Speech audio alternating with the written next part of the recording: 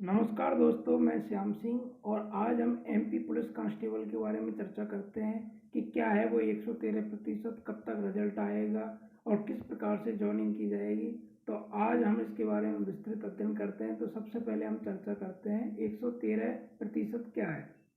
तो जैसे सपोज करो आप 100% होता है पदों का, जैसे ओबीसी का 100%, जैसे 1000 पद दे दिए ओबीसी के लिए, तो इसका जब 87% निकालेंगे मुख्य भाग का तो 870 पोस्ट हो रही हैं। 870 पोस्ट हैं, उससे सरकार मतलब कोर्ट का कोई इशू नहीं है तो उनमें तो जॉइनिंग दी जाएगी।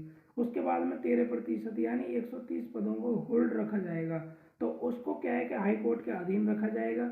इसी प्रकार से जो अनारक्षित वर्ग है यानी जर्नल है, उसमें भी 13% पदों को होल्ड रखा जाएगा।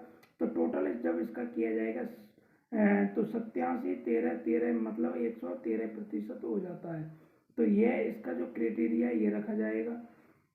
अब क्या है कि इसके बाद में जो रिजल्ट निकल के आएगा तो 13% का 7 गुना निकाले यानी पास किए जाएंगे विद्यार्थियों का। टोटल 7 गुने बच्चों को बुलाया जाता है, तो इसमें जो 13% है उनको भी 7 गुने और 87% है उसके भी 7 गुने, यानी वही बात है कि 100% के 7 गुने मतलब 700 बच्चों को बुलाया जाएगा। अगर 1000 जगह हैं तो 7000 बच्चों को बुलाया जाएगा। इसके बाद में इसी प्रकार से जर्नल वाले बच्चे हैं, तो अगर इनको 113% रखा जा रहा है, इसके बाद में जॉइनिंग किस प्रकार से होगी और रिजल्ट कब तक आएगा। तो रिजल्ट की सबसे ज़्यादा संभावना है वो रिजल्ट आएगा या तो अप्रैल में आएगा, नहीं तो आचार संहिता के बाद में आएगा। इसके बाद में जॉइनिंग की प्रक्रिया क्या होगी। जॉइनिंग की प्रक्रिया यह 3 आधार से जॉइनिंग होती है। सबसे पहले आपका मेडिकल होगा, मतलब 2 गुने बच्चों को पास किया जाएगा। कितने बच्चों को किया जाएगा? 2 गुने बच्चों को। इसके बाद में 2 गुने बच्चे पास हो जाएंगे, फिर आपको मेडिकल के लिए बुलाया जाएगा। मेडिकल बुलाने के बाद में फिर आपके कागज़ वेरिफिकेशन होंगे। कागज़ वेरिफिकेशन के बाद में आप पर मतलब कागज़ वेरिफिकेशन में देखेंगे आपकी कोई मतलब केस तो नहीं है, आपके कागज़ तो पूरे हैं, आपकी डेट ऑफ बर्थ कितनी है, तो इस आधार से आपके कागज़ वेरिफिकेशन होगा। इसके बाद में कागज़ वेरिफिकेशन के बाद में जो बच्चे की जो कट ऑफ निकाली जाएगी, फाइनल कट ऑफ, और उस कट ऑफ के आधार पर बच्चों को सेलेक्ट किया जाएगा।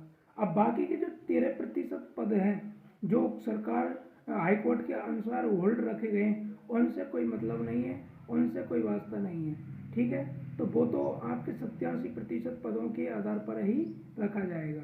आगे जो प्रोसेसिंग है वो इसी आधार पर देखी जाएगी। तो इस आधार पर क्या है कि अब इसमें जो जॉइनिंग है वो किस आधार पर होती है। वो 3 चीज़ होती हैं उसमें जॉइनिंग में। पहली चीज़ क्या होती है कि आप अगर ओबीसी के कैंडिडेट हो और आप जब ओबीसी के कैंडिडेट हैं और आपकी क्या है डेट ऑफ बर्थ ज़्यादा है और आप जनरल के क्राइटेरिया को पूरा नहीं कर रहे हो, तो आपको जनरल में नहीं लेकर आपको ओबीसी में लिया जाएगा।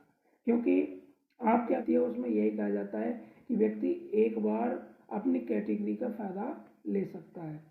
तो इस प्रकार से आगे जो प्रोसेसिंग है वो दूसरा जो प्रकार है जॉइनिंग का, वो डेट ऑफ बर्थ के आधार पर दी जाती है। अगर आपकी भी सेम कट ऑफ है, उसकी भी सेम कट ऑफ है, तो उसको डेट ऑफ बर्थ के आधार पर देखा जाता है।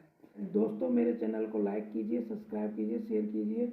मैं आपको बैक टू बैक अपडेट देता रहूँगा, आपकी कट ऑफ के बारे में भी बताऊँगा। तो मेरे चैनल को शेयर और सब्सक्राइब ज़रूर